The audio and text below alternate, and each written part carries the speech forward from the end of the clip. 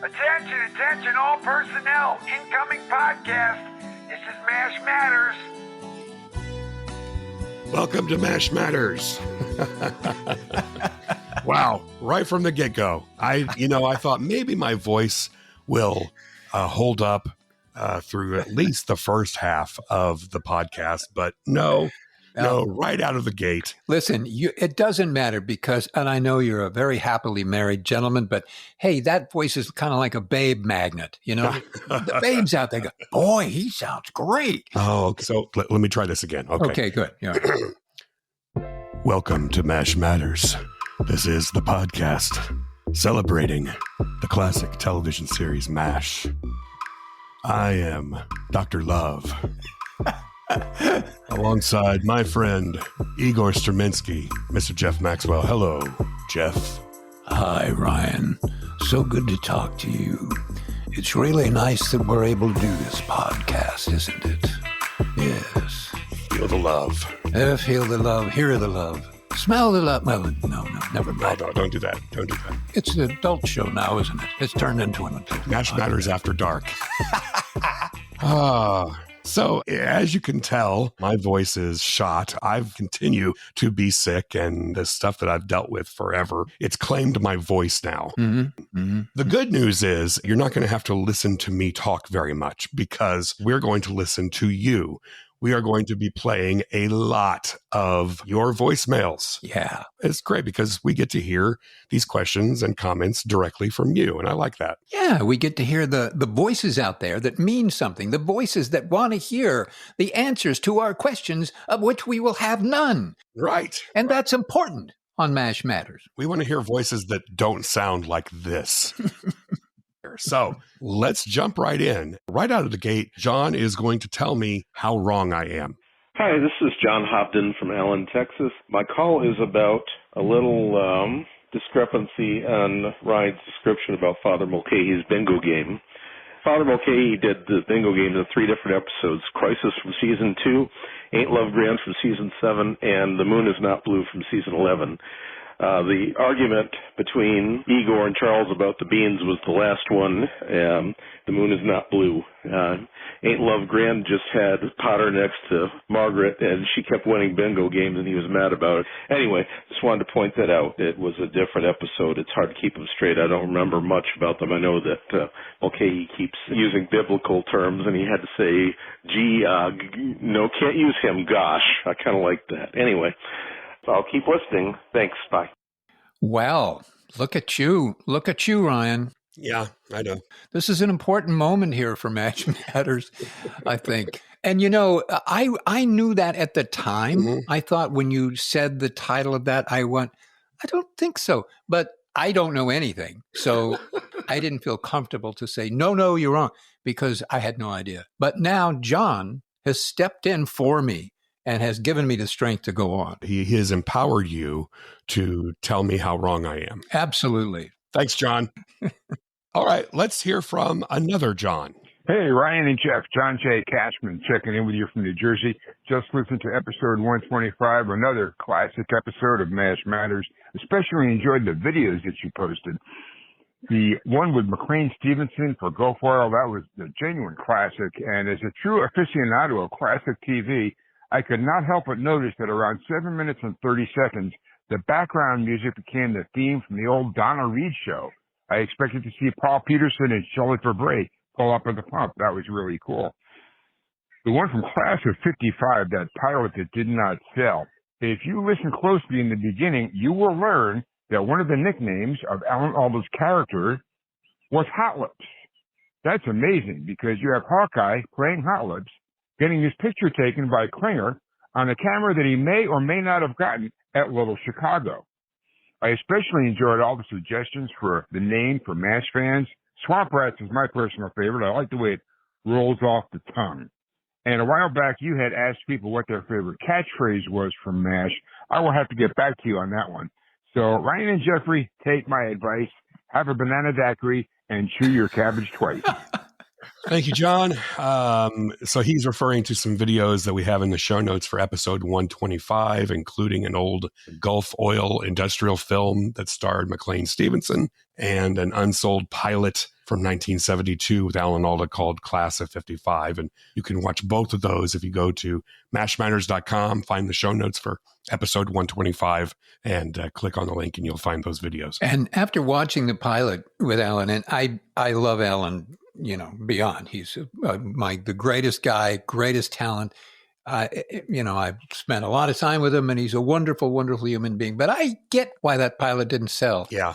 It didn't inflame me. So no, I guess it didn't inflame network executives either. It's not a comedy. It's not a drama. Yeah. I'm not really sure it knows what it wants to be. Exactly. It didn't know at all what it wanted to be. And we are all grateful that it didn't sell. Yes. Because had it sold, we would not perhaps be having this podcast about MASH Matters. I don't think we would have. No, I really don't. There you go. So thank you, John. Now we're going to move on to Clint. Yeah, this is Clint from Oregon. I'm listening to the episode where you were showing off your collections. I thought I'd let you know, I don't know if you were aware, but last year one of the 2 helicopters they used in the opening scene came up for sale. Unfortunately, I haven't won the lottery, so I didn't rush right out and buy it. But somebody owns it now. Interesting. I didn't know that it had come up for sale. Yeah, I had heard about this last year, that one of the helicopters from the opening scene there, which based on our previous episode with our friend Ray Poss, I'm assuming that is one of the ones that he owned. Yeah. What I have not been able to find is, did it sell and how much did it sell for? Mm-hmm. Mm-hmm. So if anybody knows, please let us know. mashmatterspodcast@gmail.com. But yeah, I don't think that I could afford it.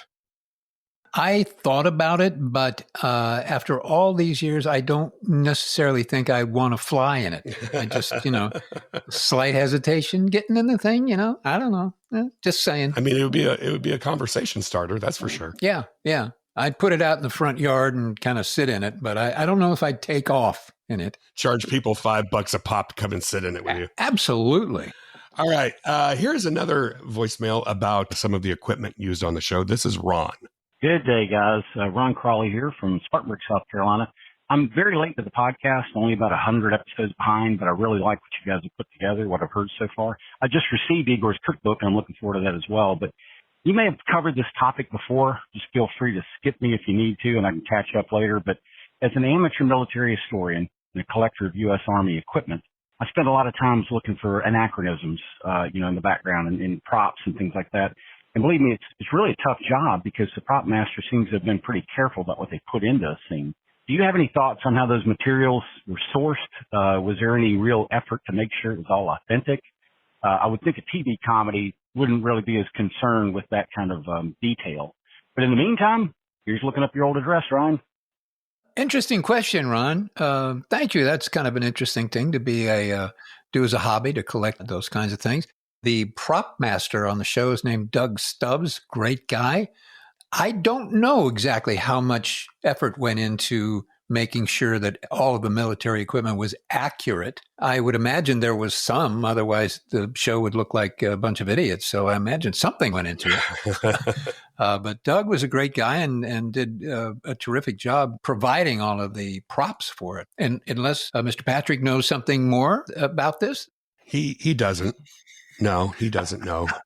Ron, he said that he collects these things and he also likes to look for these anachronisms with equipment in these shows and movies. And the fact that he says he hasn't really been able to find any in MASH, I think that speaks to the concerted effort to find those things that did fit the era. Yes. But as far as the process of finding those things, I don't know. I mean, obviously, Fox has a huge warehouse of props that you can pull from. And there's probably a lot of things that were used in old war movies from that era that they were able to access. But also in Hollywood, and you can correct me if I'm wrong, Jeff, but there are also all kinds of companies that rent out certain specialized equipment, whether it's a piece of equipment or even up to, if you need a tank or something like that. Mm-hmm. There are companies that you can rent those things from, right? Absolutely. Yes, you can rent it. In fact, I was actually at a business where they were renting tanks. And I thought about renting a tank for a weekend, but I didn't do it. And charging $5 a pop for people to come and sit with you in it. Yeah. Come on, kids, get in the MASH tank. But yeah, they definitely do that. And, interesting, you bring up other movies. Well, certainly they made a movie called MASH. Mm-hmm. And so all of that had to have gone through the accuracy test as well. So Fox had all that stuff from the film sitting there going, oh, well, this is right. Let's use this again. Good point. Yeah, good point. Now, from Ron, we go to Sean. Hi, this is Sean from Missouri. Just found your podcast not long ago and really, really enjoying it, especially the interviews with all the cast, Alan Alda, Loretta Swit, Jamie Farr. All of them were just great. I had a question if you all had ever talked about the episode with Winchester almost obsessing with what happens after you die. I believe it's season 9, episode 20. I think it's called The Life You Save. That episode always got to me because you saw the side of Winchester you didn't see very often. Him very emotional and just trying to figure out the meaning of life and what happens after you die. So I'd love it if you guys could talk about that a little bit. Thanks so much, and really, really love the podcast. Thanks.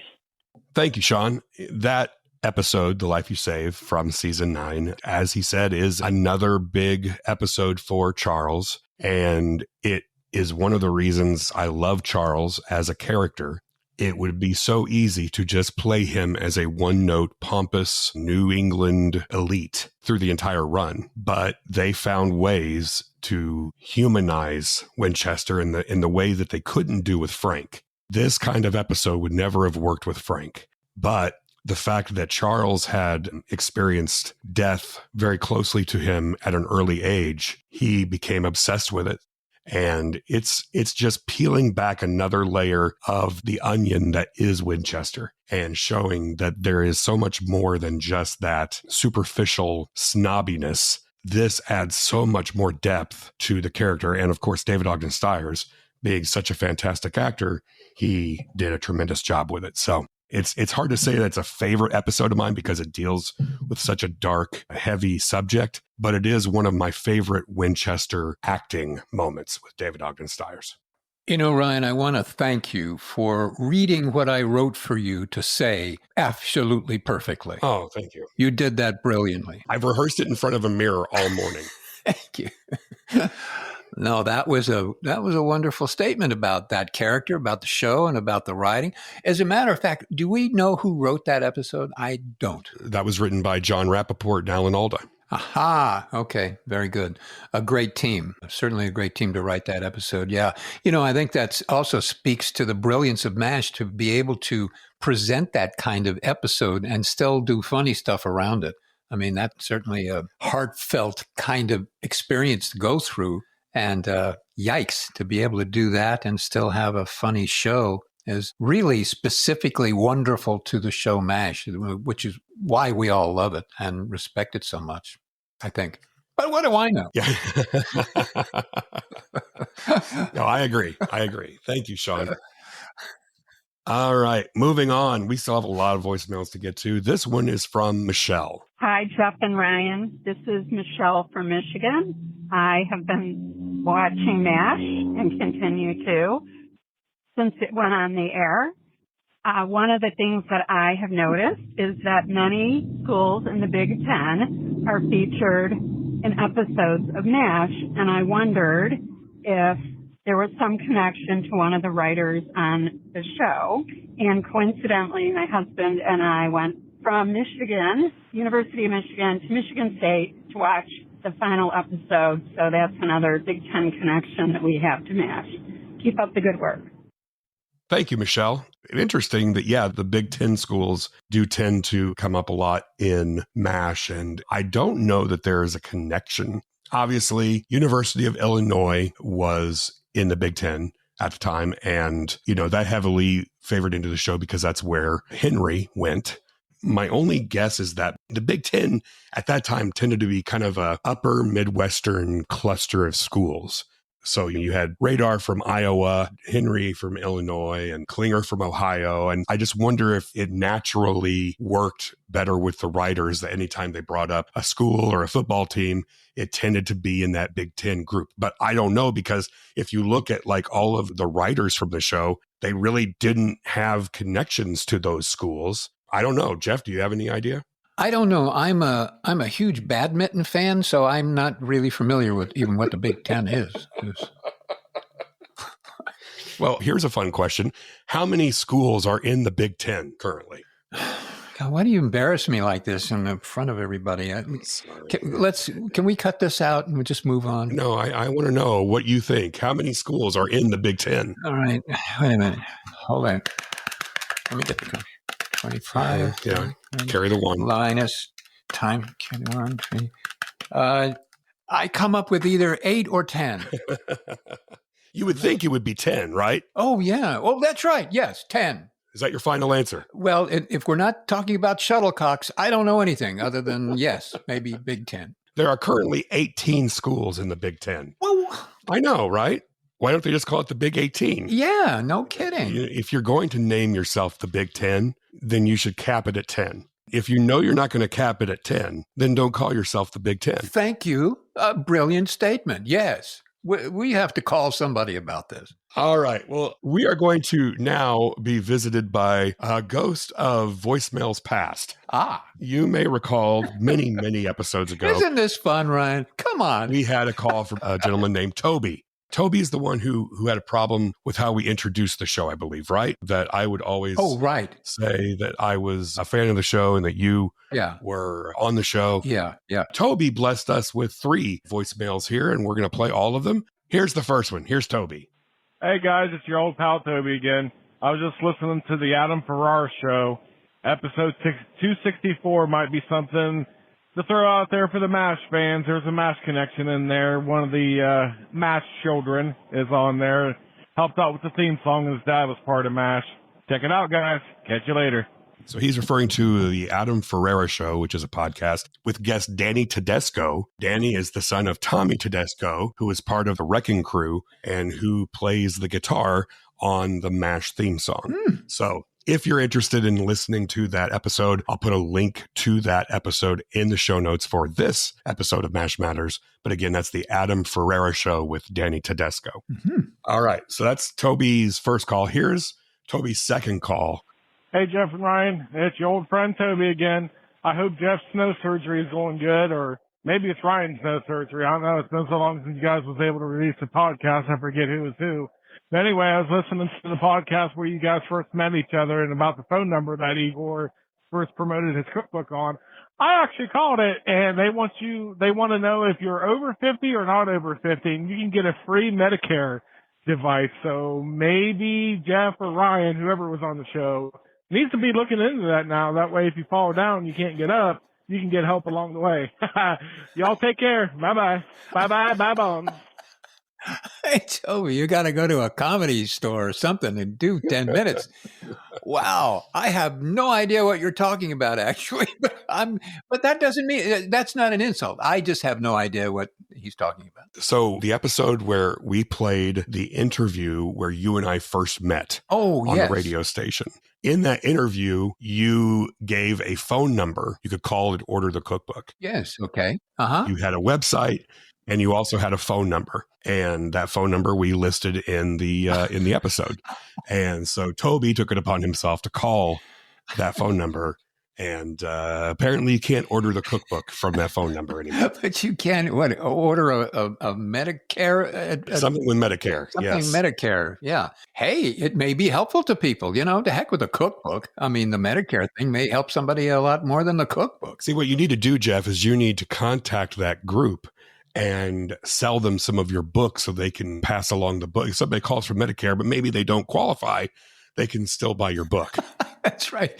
I like that. If you don't qualify for Medicare, you can still get Secrets of the Mash Mess, The Lost Recipes of Private Igor. And in it contains many, many wonderful recipes that will help you feel better and live longer. Ladies and gentlemen, we'll be right back after this word from MASH Matters, a wonderful podcast. How'd I do? Did I do that? That was good. That was good. Thank you. Yeah. All right. We're going to move on. We have one more voicemail from Toby, and this is a very important voicemail from Toby. Here we go. I'm starting to really like Toby. Hey, Jeff and Ryan, this is Toby. Once again, I know I've been playing 5 o'clock Charlie on you on voicemails lately, but I'm a truck driver and there's not much else to do. So, as you guys know, I'm re-listening to the podcast. But now we're re-listening to episode 109 where you guys start off with one of my voicemails. And that was probably my first voicemail that I left you guys. And I want to say that I apologize for leaving that voicemail. I was going through some things in my life. There was a lot of things going on, and I hastily took it out on the wrong people. And I want to let you guys know that once I re-listen to that, it honestly makes me laugh and chuckle. And I'm so glad that you guys put it on there to show the good voicemails and the bad voicemails. And I can't wait for the next podcast to come out. Y'all have a good one. To the next voicemail. Take care.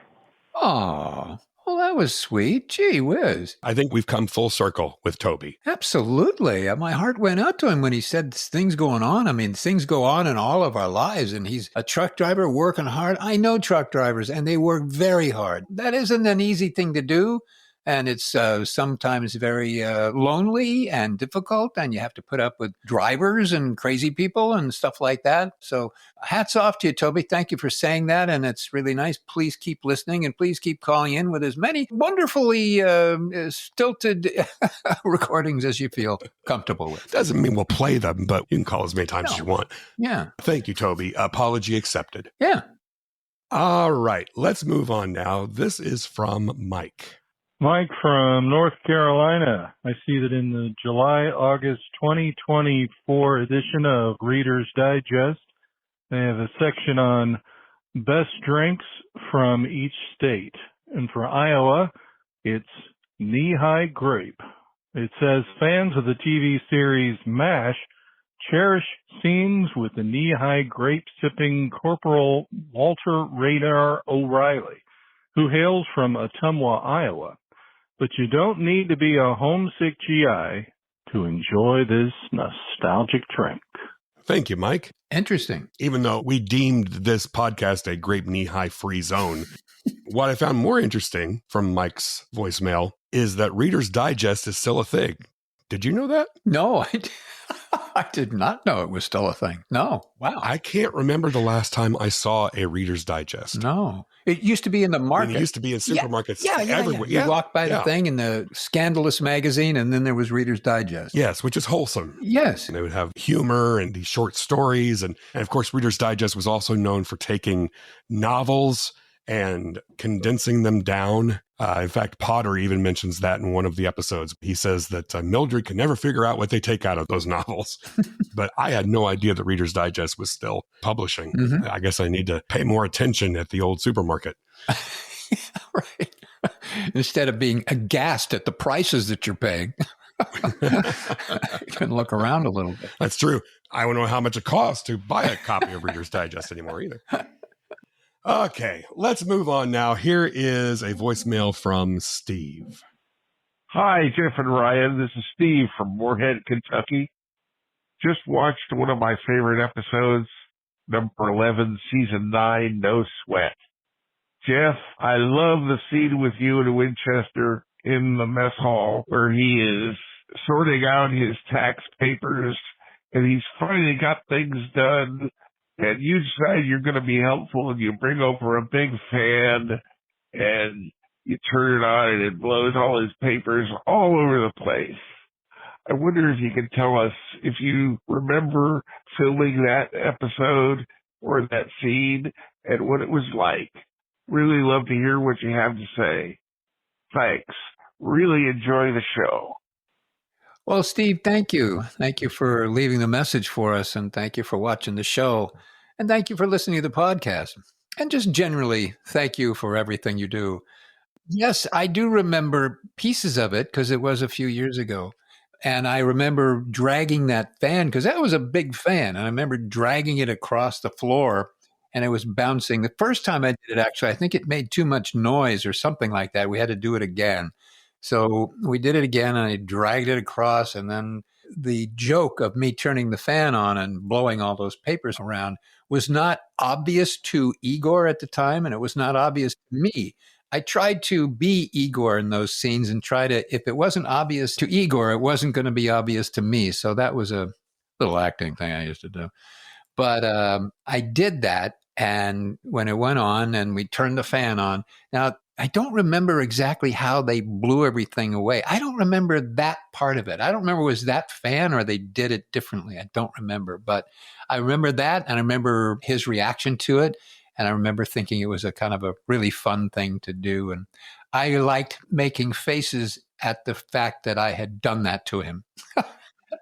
And I enjoyed being Igor at that point, being terrified, horrified about what I had just done to Winchester. So yeah, but it was fun. But thanks for remembering it. Thanks for thinking of it, and it was a fun scene to do, and I'm glad you enjoyed it.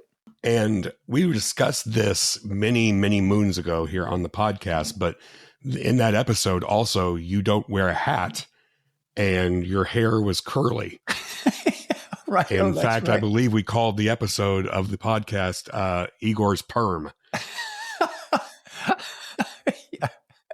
Talk about the historical accuracy of MASH. Gee, the haircuts weren't exactly down the accurate pike. Not at all. No, and here's Igor. All of a sudden, he's got a perm in Korea. I don't know, folks. But, hey, could have happened. Yeah. So if you're interested in hearing more about Igor's perm, you can go back in the archives at mashmatters.com, episode 15 of the podcast. Okay. Yeah. You can hear more about that haircut. Or if you want to know greater details, you can call my hairdresser, Mr. Carl. He's a wonderful guy.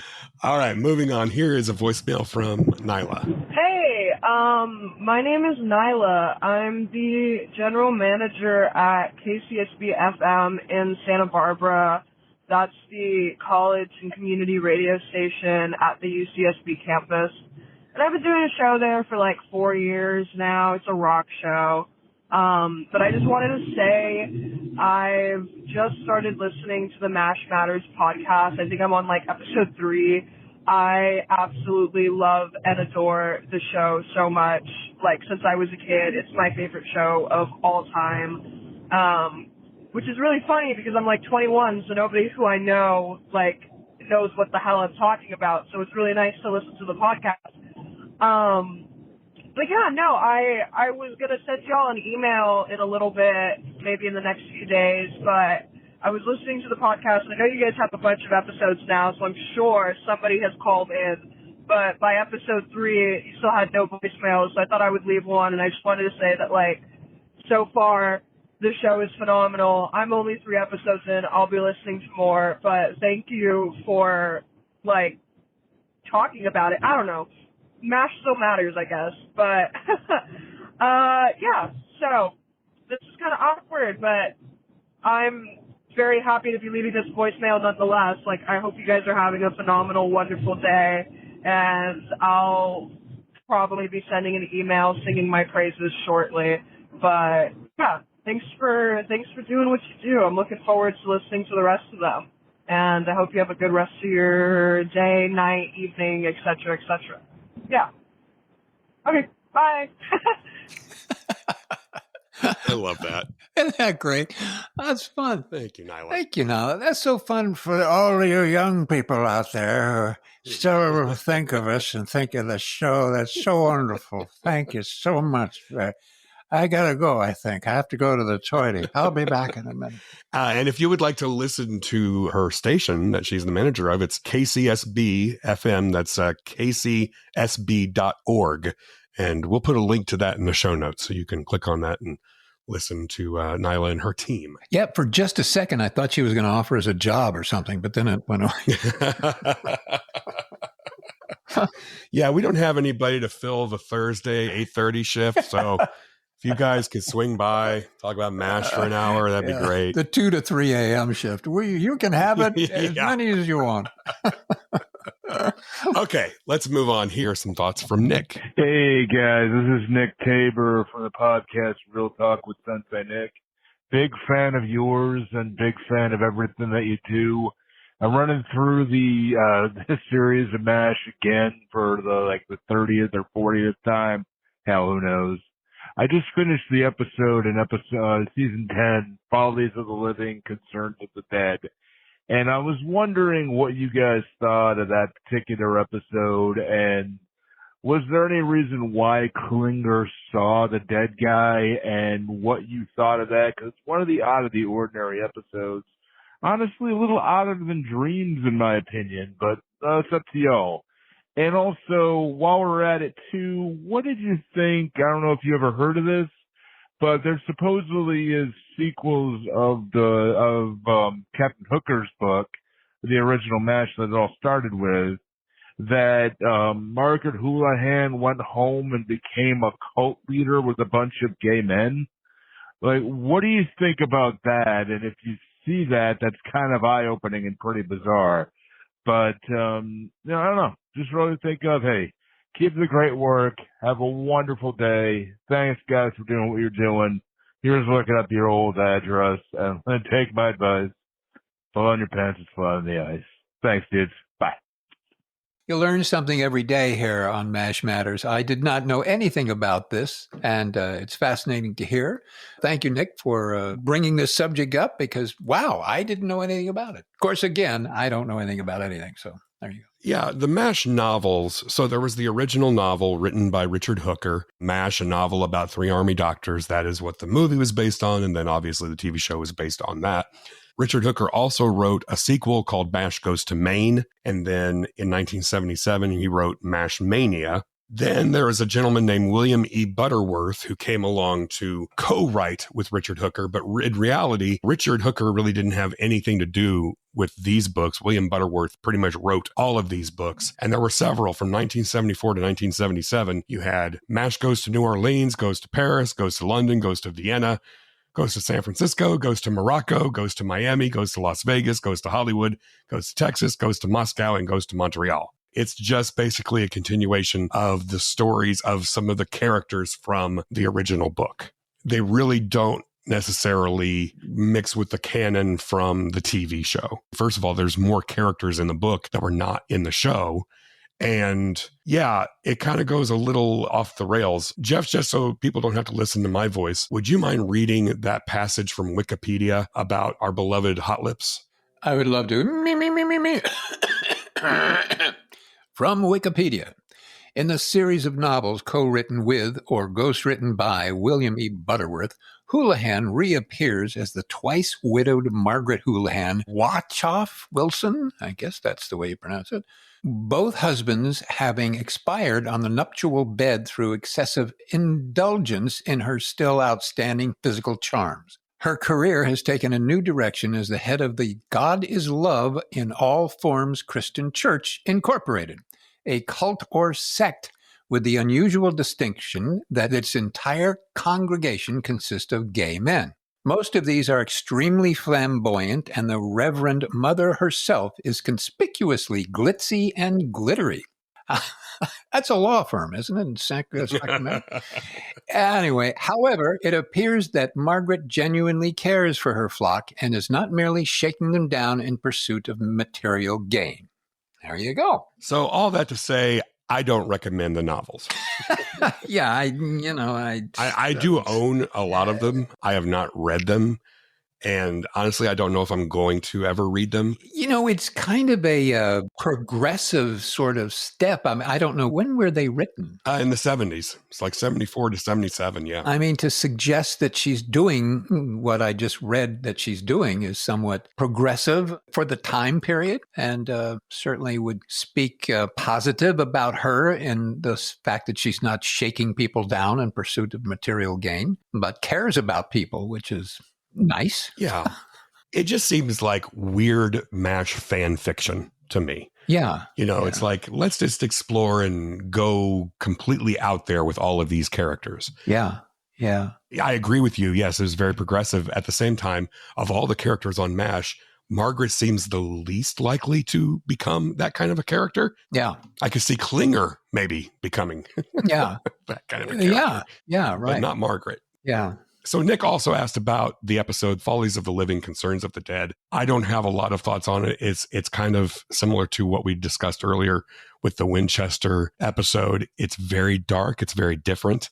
I've seen online some people comparing it to Twilight Zone, and I can see that. It is very Twilight Zone-y. We'll get more in depth with that episode when we get to the season 10 recap, which I think is scheduled for the year 2033, if I'm looking at the calendar correctly. We'll be landing on Mars the same week. Right. Well, not you and me. We're not going to be landing on Mars collectively, I think. Society. Yes, we're landing on Mars. That'll be when we have our new podcast, Mars Matters.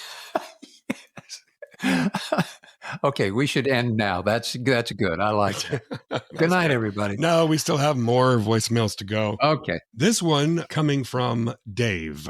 Hi, Dave, South Dakota. My earliest memory, probably 1982, I was about 4, maybe 81, I was about 3, running into the kitchen to tell Grandma MASH is on when she was visiting. And over the years, my brother was a fan. He's much older, and he said, it's the only show he never got sick of. And then I realized that when I caught it in syndication, it was the only show I never got sick of, and I could rewatch just about any episode 1,000 times. BJ is my spirit animal, though when I was a kid, it was Radar. When I was a teenager, it was Hawkeye. But as an adult, I look up to BJ the most. I never realized that Jeff would sound like Casey Kasem's little brother when he wasn't playing Igor. That was a nice surprise. I love your podcast. I think why MASH matters to me, other than being the best scripted show of all time, neither comedy nor drama, but both in a half-hour format, is because even though obviously there's an anti-war message, it didn't matter how you were voting. Everyone could relate to MASH and something going on, and you could just enjoy the story. You ninny, you cream my corn. I just misquoted that. Could make you laugh out loud until you cried. Meanwhile, Death Takes the Holiday, which might be the best short-form television episode I've ever seen in my life. Both stories, and I was probably 30 the second time I watched that one from beginning to end. Both stories had me crying like a baby. It's just such a powerful story and such a different take on Christmas. Speaking of Boxing Day, that was also a great episode when everyone switched jobs. Anyway, I want to thank you guys for your good work, and I hope you're back soon. That was Dave's first voicemail to us. Dave went on to leave 14 total voicemails for us. We're not going to play all 14, but we will play one more from Dave because he shares an opinion that you also share, Jeff. So, guys, this is Dave from Sioux Falls again. So, I have to honestly say I have never met a MASH fan in person that didn't have the same opinion I have on that abomination that is the final episode. Goodbye, farewell, and amen. My brother, who has seen every episode a zillion times, my parents who watched the show when it originally aired together and now still watch the reruns, we all actively avoid rewatching Goodbye, Farewell, and Amen. In fact, you were the first time I ever heard someone who wasn't disappointed in the finale. In fact, I'm not only disappointed in Goodbye, Farewell, and Amen, I don't rewatch it. The time capsule episode, the last episode filmed, that's my last episode. That's my finale. They built the time capsule. They knew it was coming to an end. They buried a time capsule. Great dialogue. Putting the fan belt in makes me cry every time. To me, that's how I want to leave it. I don't want to see the baby get murdered. I do not want to see Hawkeye lose his mind. I don't want to see Father Mulcahy lose his hearing, though Aftermath kind of restored that for me. I don't want to see Klinger get stuck because they can't find the poor woman's parents. And again, Aftermath corrected that for me. I certainly don't want to hear Margaret wants to go back to the States. She's a career woman. She was going to go to Vietnam. So yeah, I'm sorry, but I'm going to have to respectfully disagree, as will my brother, my father, my mother, and everyone else I've ever spoken to in person. Goodbye, Farewell, and Amen is a painful atrocity that does not feel like a MASH episode. It feels like Gene Reynolds and Alan Alda saying, I'm going to now punish the audience for loving the show for 11 years by destroying everything you love. That's how that episode made me feel. Golly, it's interesting that he says all those things. And it's kind of interesting that people, when you talk to them in person, will say that, because there's so much love and respect for the show that I think that's somewhat, and my compatriots may murder me in my sleep. I don't know, but I think the love and the respect the show has somewhat overshadows the fact that last episode, while the intent was good, and the attack maybe have been right, and the idea of including all of the writers who had ever had anything to do with writing the show was probably a really wonderful idea at the time. But I personally just didn't think it matched the quality of the show and hit the mark, unfortunately, and think we were all waiting for something that was spectacular. However, having said that, trying to end a show like that to make everybody happy is probably an impossibility. And so throwing, everything at the wall, hoping that it's all going to stick, may have been a mistake, but it was done in good faith and with goodwill and with a great deal of love. So I give it its due, not one of my favorite. And I kind of agree with him. I love the time capsule episode. But I kind of agree with his opinion of goodbye, farewell, and amen. Well, fine. Okay. I still love it. I know. I understand his feelings. I understand your feelings. And yes, it had a different tone and a different feel. It was also a 2.5 hour long movie. Yeah. Of course, it's going to have a different feel. It's completely different than how the rest of the series was shot. Mm-hmm. And yeah, you have to make sure that each one of these characters gets an appropriate send off. And you can't do that in 30 minutes. Mm-mm. It's so interesting to hear your thoughts and, of course, to hear the disdain that Dave has for the finale. Yeah. And yet at the same time, when we did our vote for top 50 episodes, it came in as number 1. Yes. While it's nowhere near as divisive as Dreams or Hawkeye, I guess Goodbye, Farewell, and Amen also is one of those episodes that people are on one side or the other. And I personally love it. Mm-hmm. But not everybody's going to love everything that I love, and I don't love everything that everybody else loves. But the nice thing is we can have these conversations and still agree to be friends and still agree to love the show regardless of our disagreements. Right. You love marmots, don't you? I think you've always said you love marmots. Well, who doesn't? Especially with garlic and butter. Aha. But yeah, I mean, Goodbye, Farewell, and Amen. How can you not love it? Because it was the end of this, monumental, iconic television experience that we all went through. So how can you not love it emotionally? And I get that. And I love it emotionally as well. I just had problems with various things throughout the show that I won't go into detail about. But I understand why people are not all that crazed about it and think that there are better shows within, the 11 years. But it was certainly a monumental effort on behalf of everybody, all of the writers, and Alan Alda, who directed it and wrote it with all the other writers. And the goodness of him saying, hey, let's all do this. We were all here for 11 years. Let's all pitch in and do this. I think it was a tremendous opportunity for all the writers and all the people that were connected with the show. It just, for me, didn't, set the world on fire. But hey, that's okay. I didn't hate it like Dave hates. I mean, Dave, come on. No, Dave hates it. Dave hates it. Poor Dave. All right, now we're moving on. Here is Alicia. Hi, guys. My name is Alicia, and I'm currently calling from Ontario, California, although I currently live in Denver, Colorado. I'm in town because I went to a horror convention here over the weekend, and I got a chance to chat with the legendary Tom Atkins. So naturally, I had to ask him about MASH. He was a guest star, as you know, on one of the latter seasons. I believe it was the 9th season. So I had to ask him, what was it like? And he said it was a wonderful experience, and he loved working with Harry Morgan and Alan Alda. And he also mentioned in passing that he had a conversation with Alan Alda. They were just swapping stories. And I guess a story that he told Alan Alda made it into the script. He didn't necessarily elaborate what the story was. I mean, it's been a minute since the episode aired, but he just thought that was really flattering. It's like, wow, he wrote that into the script. That's amazing. And he also apparently shared an agent with Charles, with David Ogden Stiers. So, and he's like, oh, I loved Charles. He was such a great character.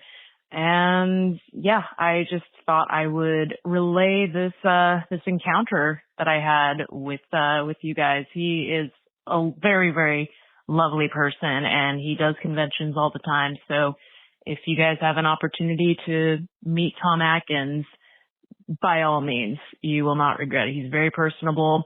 Gave me a very big hug at the end of our encounter, and it was very nice to have a formal conversation with him and talk about one of the best shows ever. So hope everyone is doing well and hope to hear from you guys soon. Have a great day. Oh, Alicia, thanks so much for saying that. That's really wonderful. I'm glad you had a chance to talk to Tom Atkins. I'm sorry, forgive me. Ryan, did she say she went to a horror convention? Yes, a horror convention. Oh, horror. Horror. Oh, and not a horror convention. Okay. Yes, very clear that it was a horror convention because Tom Atkins has made a career appearing in many horror films. Horror. He played Major Weems, who was the racist major who was trying to basically injure the black men in his unit so he could get them sent home and out of his unit. Awful character. Yeah. But he's a very nice man, from what I understand. Yeah. We'd love to talk to him. So here's the deal. If you're ever out and about and you run into anybody from MASH, please feel free to tell them about the podcast and give them our contact information because we don't have contact information for everybody. We have a lot of connections, but we don't have it for everybody. And we'd love to talk to somebody like Tom. So by all means, if you're at these conventions, let them know about MASH Matters. And stay away from the horror conventions because they can really confuse life. Hey, you do what you want to do. All right, back to the phones. Hey, this is Scapegoat Iscariot from North Carolina. Mclean Stevenson. I've heard them say that they would do a scene and then Mclean Stevenson would rip off something for 5 or 10 minutes. How much of that was caught on film and how could we get it if it's obtainable at all? Love all of you. Thanks. Brings wonderful memories back to me and touches my heart. Well, to the question, no, it's probably not available because usually what he would do would be before they would start shooting a scene, people are talking and saying, what's going to happen here? What's going to happen here? And he would just sort of go off and they'd say, football. And he'd start riffing on football games and what we're going to do with football and blah, blah, blah, blah, blah. And within about 20 seconds, he'd have the 4 people in the scene on the floor laughing. And so the director is looking at his watch, his or her watch, going, hey, it's time is money here. And they would say, okay, McLean, stop already, please stop. And people are falling on the floor. And then it would take time for him to wind down. And it would also take time for the laughing to wind down. So it took a lot of time when you're shooting a scene for that to happen. Then they do the scene, director would say, cut, and he'd go off on another riff. And everybody fall on the floor. And again, time would go by and the directors would get mad and the producer, come on, McLean, don't do this. Stop already. Now that happened a lot. And the reason that there's no film of it is because it always went on before they said action and after they said cut. So there's no real film version of him doing that. Yeah, which is too bad. Yeah. Yes. Yeah. I mean, I'd love to see that. But yeah, I mean, film was expensive and they just couldn't keep it rolling the whole time. Yeah. And even then it would have been on the cutting room floor and I doubt we would have seen it anyway. Right. And, the show starts shooting usually at 7:00 in the morning and it would be through usually at about 5. And, it's expensive to make a television show. It's not cheap. Mm-hmm. And every minute costs money. And you're paying big stars a lot of money, and you're paying crews, and you're paying everything. And all of that goes by very quickly when somebody's doing a riff about football games. And they want to get back to the point so that they can get to the end of the day so that they can stop burning money up. Anyway, but yeah, he did that. Really fun. Too bad we can't see any of it because it was wonderful. All right, we're almost done here. Here is our penultimate voicemail, this one coming to us from Julie. Hey there, guys. This is Julie. I'm from Minneapolis. I'm a longtime listener, and this is my first call in to you. Say, I was listening or watching MASH tonight off of Hulu, and season 6, episode 22 is the episode where Hawkeye goes to the 8063, and then the country bumpkin and the nurse comes back over to 4077. And the lady who played Lorraine Anderson, who was Hot Lips' best friend growing up, that actress, Marsha Rod, I believe, she just seems very interesting, and I was trying to find some information on her. And I was wondering if you all could find some information. Jeff was not in this episode, so I'm sure he didn't get a chance to meet her or anything, but just an idea, a suggestion. I love your show. Thanks a lot for doing all of this and putting all of this together. I appreciate it. I'm a longtime fan. I grew up watching First Run. I'm a Gen Xer, so I've seen all the episodes once or twice or 40 times. But anyhow, just an idea. I thought I'd ask you. Thanks again. Have a great night. Thank you, Julie. She is talking about the actress Marcia Rod, who played Lorraine Anderson in Temporary Duty. She did extensive stage work. She was nominated for a Tony Award. She originated the role of Bobby in Neil Simon's Last of the Red Hot Lovers. And then she moved on to TV and film. She had a recurring role on Trapper John MD. She also appeared in Quincy and Lou Grant and Night Court, Laverne and Shirley, Too Close for Comfort, Murder, She Wrote, Grey's Anatomy. She was also in the ABC After School special, A Movie Star's Daughter. And then this was interesting. She played the daughter of Maude, played by B. Arthur, in what was the pilot episode of Maude. Oh, interesting. But then eventually that role was played by Adrienne Barbeau. And let's just take a moment to reflect on Adrienne Barbeau. Okay, that's enough. Okay. But yeah, so she had a long career, and she's still with us. I think her last credit was in 2023, so I don't know if she is still acting, but that is some more information about Marcia Rod, Lorraine Anderson. There you go. And now, ladies and gentlemen, our final voicemail of the episode. This one coming to us from Quinn. Hi, Jeff and Ryan. My name is Quinn. I'm 26, and I'm from California. I started watching MASH not through my parents, but because my best friend Jamie from New Zealand recommended it to me. I exclusively listened to the podcast on my way to an internship at a medical office. I started with episode 1 on my first day, and I managed to catch up to the most recent episode on the drive home on my last day. So you kept me company throughout the entire journey. Something I really appreciate about your podcast is how you shed light on the people who work on the show behind the camera. I don't know much about the film industry, but the show means a lot to me, and I know it takes a lot of people to make it happen, from directors, writers, producers, wardrobe, props, special effects, and caterers, to name a few. So thank you for giving us information about the people that worked on the show. We can give them the appreciation they deserve. Keep up the good work. Love you. Bye. Oh, that's really nice. We try and bring you as much about MASH as we possibly can, and we'll continue to do so. And that was the point of this podcast, to, shine a light on not just the actors, but everybody who is involved with the show, and to be able to bring you, these interviews with people who still had an impact on the show. The people who worked behind the scenes were just as instrumental to the show's success as the people who were in front of the camera. And we wanted to tell the whole story of MASH and introduce you to some of these people who need recognition. Yeah. Because they didn't necessarily always get it at the time. So yeah. Thank you for recognizing that, Quinn, and we truly appreciate your kind words. Everybody was part of the family. So it was a really big MASH family, and I think that's what that kind of feeling translated across television screens, and you got it. And I think that the cast reflected that, because it was a total feeling on stage 9 and out of the ranch. Everybody felt that. Cast, crew, everybody. So that was a cool thing about MASH.